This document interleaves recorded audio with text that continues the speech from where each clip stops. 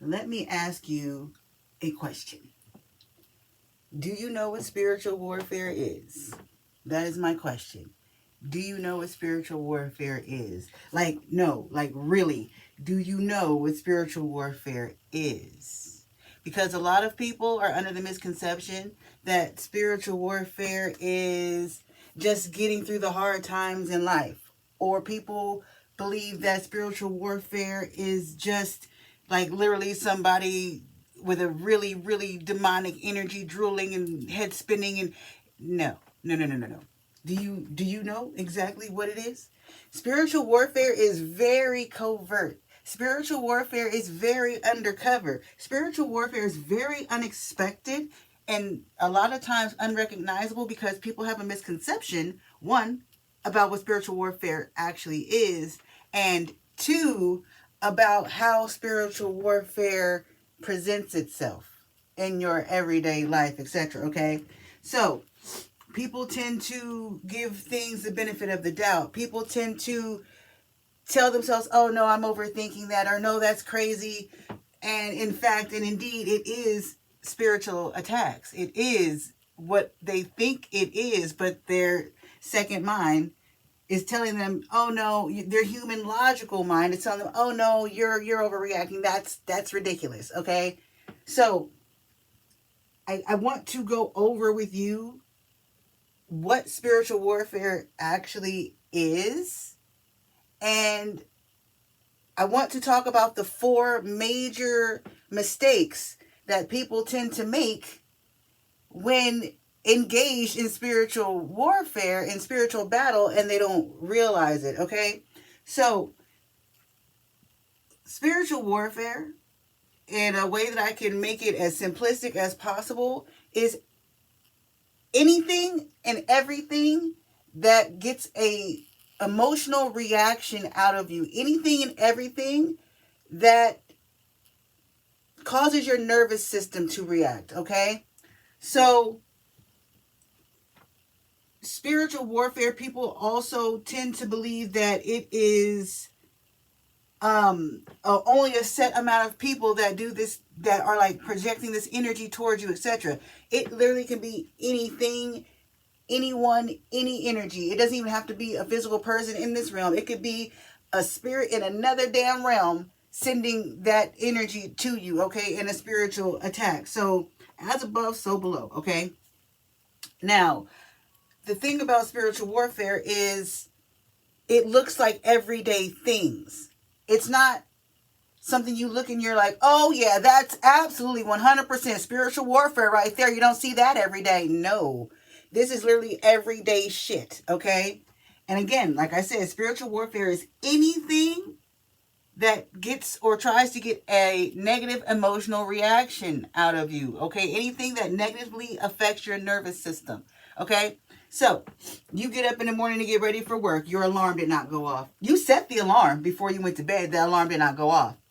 That is, and now you're late for work. And because you're late for work, you feel like you're being rushed. So you're in a negative headspace because you don't like to be rushed. You feel like you're going to have a bad day because your alarm didn't go off and now you're rushing and you hate to be rushed. And you have all these things you got to do on the way to work and you can't really be late because your job has you on a damn point system and you ain't trying to get that point because that's one step closer to getting out the door. Like all those things snowballing, that's a spiritual attack. That's spiritual warfare. And like I said, it doesn't have to be an actual person sitting somewhere in their house talking about some, give me the power, I beg of thee. It doesn't have to be that. It literally can just be the energy of the environment, the energy of the place you are. It literally also can be someone the next city over sitting in their room. I can't stand that motherfucker. I hope that motherfucker has an awful day today. I hope that motherfucker does this, and I hope this, and I hope that, and I hope that. That's also a possibility.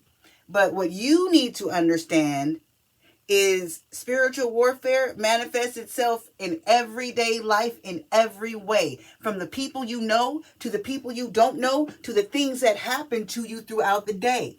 Okay?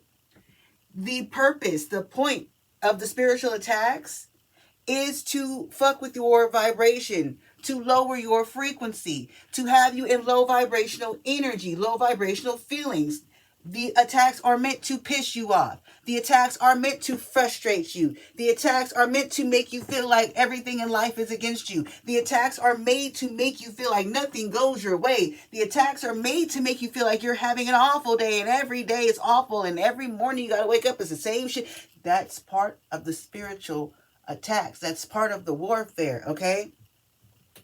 Even the system, the matrix that we live in, this earthly plane, was designed and created to play on your nervous system and your emotions. This whole realm was created to try to keep you in a low vibrational state. It's up to you to learn how to fight the spiritual warfare to keep your vibration raised in order to beat the algorithm of the earth plane, okay?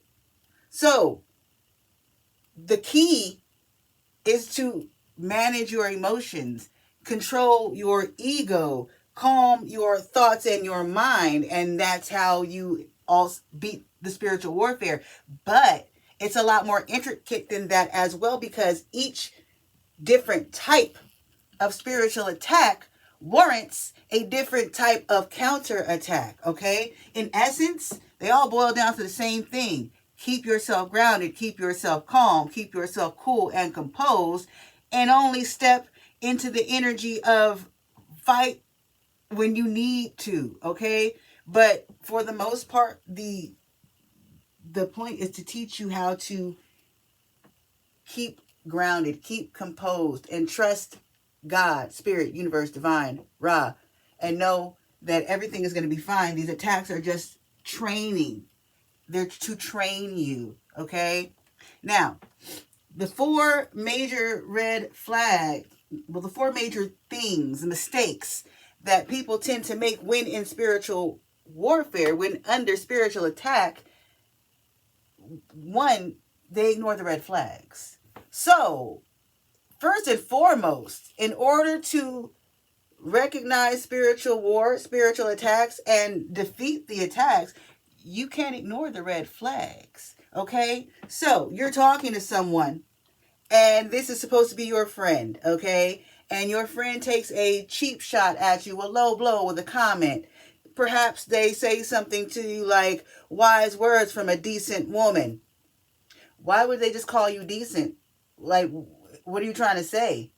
Are you saying, like, that's a cheap shot? That's a low blow. That's a snide remark. That's a type of spiritual warfare. That's a spiritual attack.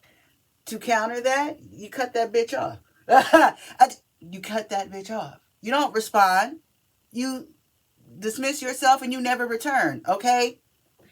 And another type of spiritual attack warrants a different type of response. Say you have a narcissistic parental figure or a narcissistic family member, and their way of attacking you is to pick fights with you, like provoke you to anger, and then try to flip the narrative and make you look like the bad guy. Well, the way that you defeat that type of attack is you ignore them. You give them no reaction, no fuel, no fire whatsoever. They end up looking stupid, and you keep yourself grounded, calm, and composed. They lose. Okay? So each type of spiritual attack warrants a different type of spiritual counterattack, but they all have the same basis: to keep your cool, keep your calm. Don't let your emotions get out of line. Don't let your ego get out of check. Okay? So, number one, don't ignore the red flags. A lot of people, like I said, tend to ignore the red flags, the snide remarks, the jokey jokes, okay? All that type of all those little type of things, those are spiritual attacks. Those are, and you letting people stay in your energy in your life after doing those type of things, that's you ignoring the red flags. You date someone and you're starting to see little things about them that you don't know if it's going to really work out, but you keep trying anyway. You ignored the red flag. So everything that happened after that is part of that spiritual attack. You will get signs and see exactly what your enemy, your opponent, is going to do before they do it. They drop little hints. They drop little signs. They drop little signatures to let you know, oh, this person is getting ready to like engage in spiritual warfare. They're getting ready to try to spiritually attack me. Let me go ahead and cut that bitch off. Like I always say, my favorite thing to say, it ain't nothing to cut that bitch off. I don't care who it is. Spiritual warfare literally comes from people you do not suspect and would not expect. And that's designed that way for a reason. The earth plane has taught us family, family, family. Never turn your back on your friends. Blood is thicker than water and all these other things. Bull. I call bullshit on that one. 11:11 on the timer. When it comes to spiritual warfare, the attacks come from the people closest to you. These things are tests. They help you grow. It's a lesson in learning detachment, okay? I don't care who the spiritual attacks come from. You need to learn detachment.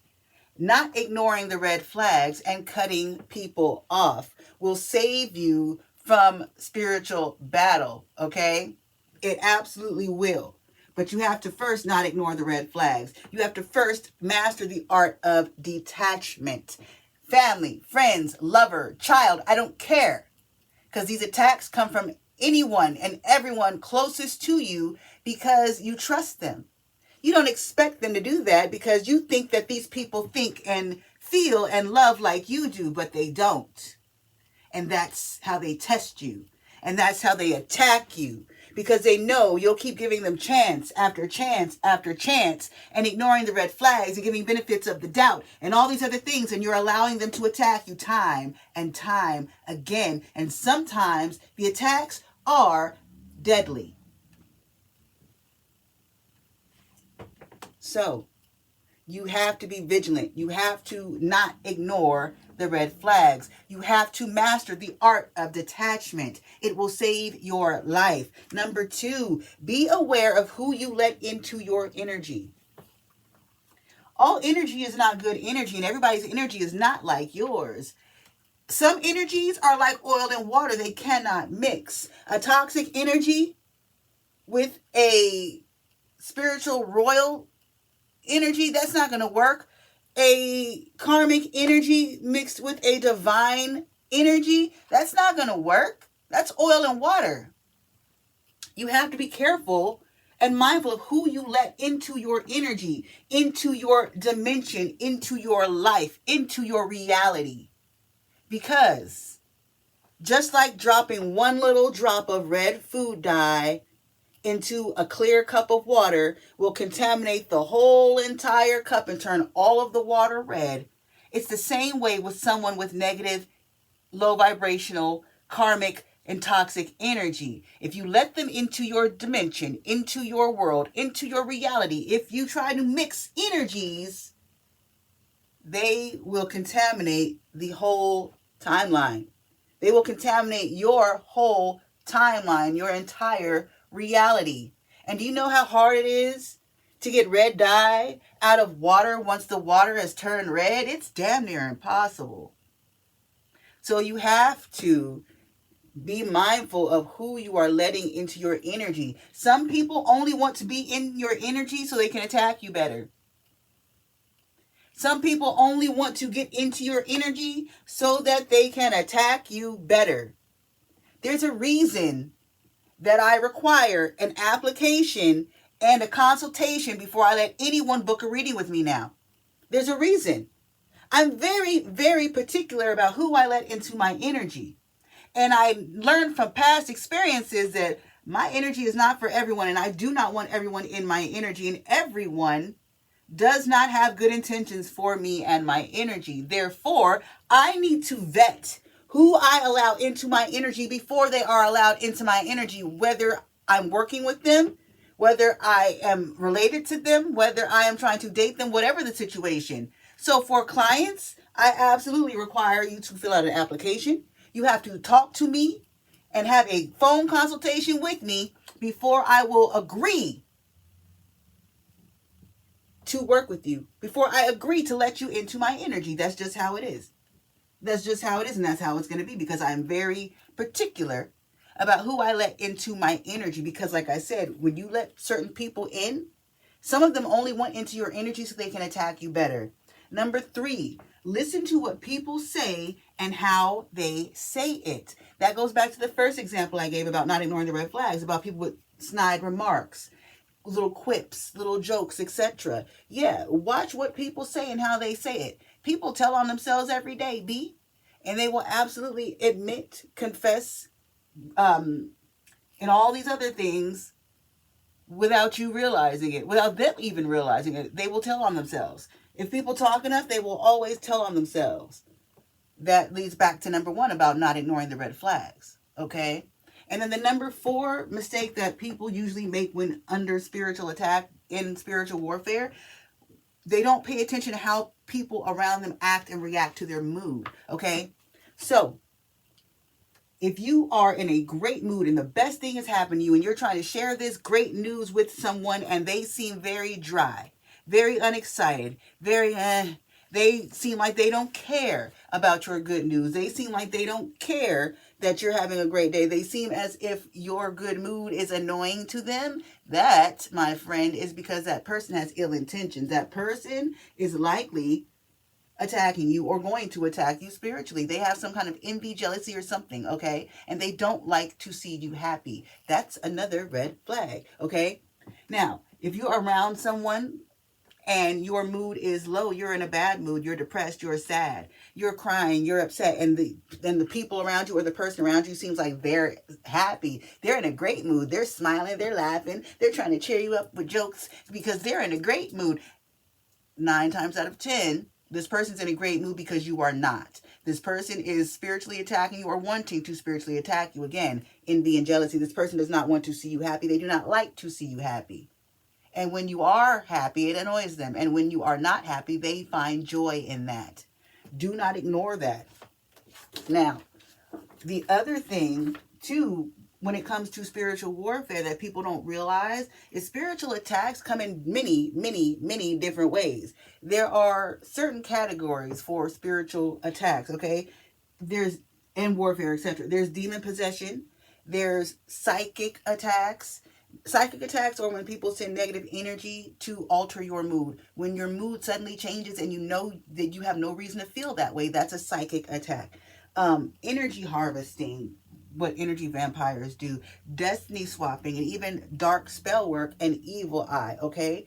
But there are also subcategories within these categories of spiritual warfare. So, for example, if we were to talk about psychic attacks or energy harvesting, in the subcategories, you could absolutely put trauma dumping as a subcategory. So, energy harvesting, trauma dumping is a form of energy harvesting that energy vampires use to drain your energy. It can also be used as a type of psychic attack, dumping their trauma onto you to cause some kind of psychological weight or strain on you. That's a type of psychic attack, or to alter your mood, okay? So there are many different ways spiritual warfare can manifest, that can show itself, and many different ways that people can use it to attack you, etc. We'll talk more about that in the future, but I did just want to quickly go over what spiritual warfare is and the 4 things that people tend to neglect or ignore, that keeps a lot of people under spiritual attack and in spiritual wars that they had no idea that they were a part of.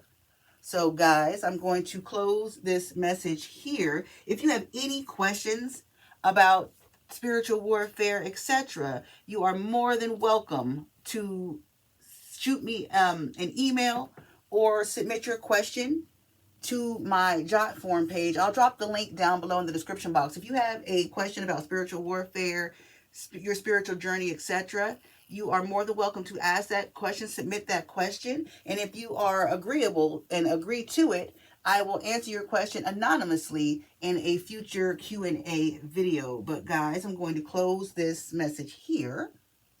I will see you in the next video. I love you. Stay safe out there. Have a beautiful day.